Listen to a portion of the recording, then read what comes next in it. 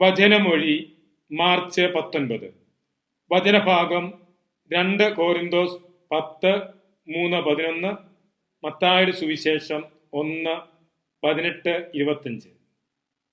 വിശുദ്ധ മത്തായി അറിയിച്ച നമ്മുടെ കർത്താവ് ഈശോ മിശിഹായുടെ പരിശുദ്ധ സുവിശേഷം. ഈശോ മിശിഹായുടെ ജനനം ഇപ്രകാരമായിരുന്നു.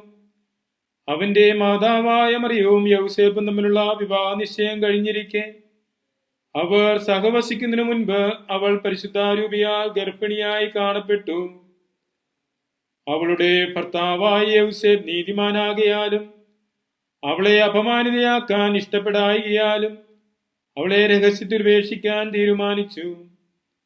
അവൻ ഇതേക്കുറിച്ച് ആലോചിച്ചു കൊണ്ടിരിക്കെ കർത്താവിന്റെ ദൂതൻ സ്വപ്നത്തിൽ പ്രത്യക്ഷപ്പെട്ട് അവനോട് പറഞ്ഞു, ദാവീദിന്റെ പുത്രനായ യൗസേപ്പ്, നിന്റെ ഭാര്യയായ മറിയത്തെ സ്വീകരിക്കാൻ ശങ്കിക്കേണ്ട. അവൾ ഗർഭം ധരിച്ചിരിക്കുന്നത് പരിശുദ്ധാരൂപിയിൽ നിന്നാണ്. അവൾ ഒരു പുത്രനെ പ്രസവിക്കും. നീ അവനെ ഈശോ എന്ന് പേര് വിളിക്കണം. എന്തെന്നാൽ അവൻ തന്റെ ജനത്തെ അവരുടെ പാപങ്ങളിൽ നിന്ന് രക്ഷിക്കും. കന്യകാ ഗർഭം ധരിച്ചൊരു പുത്രനെ പ്രസവിക്കും.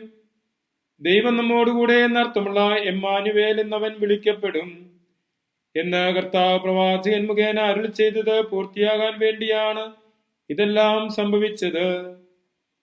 യൗസേപ്പ് നിദ്രയിൽ നിന്ന് ഉണർന്ന് കർത്താവിന്റെ ദൂതൻ കൽപ്പിച്ചതുപോലെ പ്രവർത്തിച്ചു.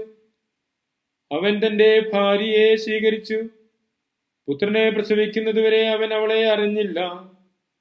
അവൻ ഈശോ എന്ന് അവനെ പേര് വിളിച്ചു.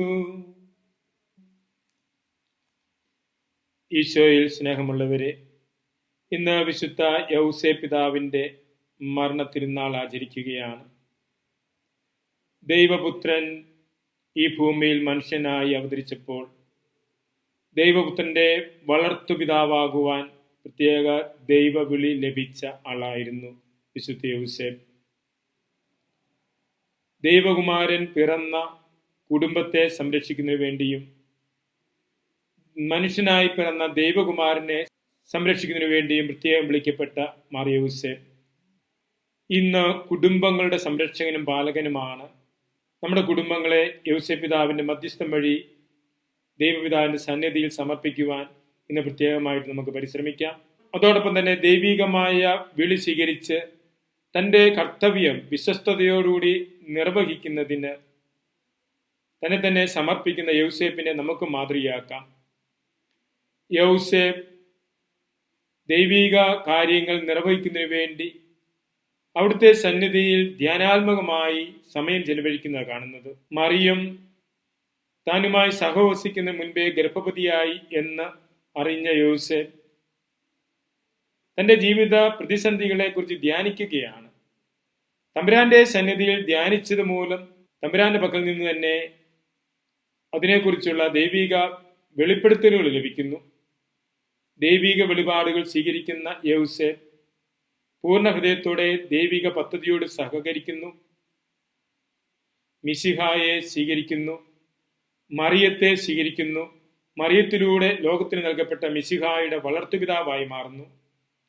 യൗസേപ്പ് തന്റെ ജീവിതത്തിൽ മിശിഹായെ കരങ്ങളിലെടുത്തും മിശിഹായുടെ കൈക്ക് പിടിച്ചും നടക്കുന്നതാണ് നാം സാധാരണ ചിത്രങ്ങളിൽ കാണുന്നത്. നമുക്കും അതൊരു മാതൃകയാണ്. ദൈവിക പദ്ധതി അനുസരിച്ച് നമ്മുടെ ജീവിത കടമകൾ നിർവഹിക്കുമ്പോൾ മിശിഹായെ കൈകളിൽ വഹിക്കുന്നവരും മിശിഹായുടെ കരങ്ങളിൽ പിടിച്ച് നടക്കുന്നവരുമായി മാറുവാൻ നമുക്കും പരിശ്രമിക്കാം. യൗസേപ്പ് പിതാവ് കാണിച്ചു തരുന്ന ആത്മീയത നമ്മുടെ ജീവിതത്തിലും പകർത്തിക്കൊണ്ട് മിശിഹായുടെ യഥാർത്ഥ അനുയായികളാകുവാൻ, മിശിഹായ്ക്ക് വേണ്ടി ജീവിതം സമർപ്പിക്കുന്നവരായി മാറുവാൻ ദൈവകൃപ പ്രാർത്ഥിക്കാം. മിശിഹ നമ്മെ അനുഗ്രഹിക്കട്ടെ. ആമേൻ.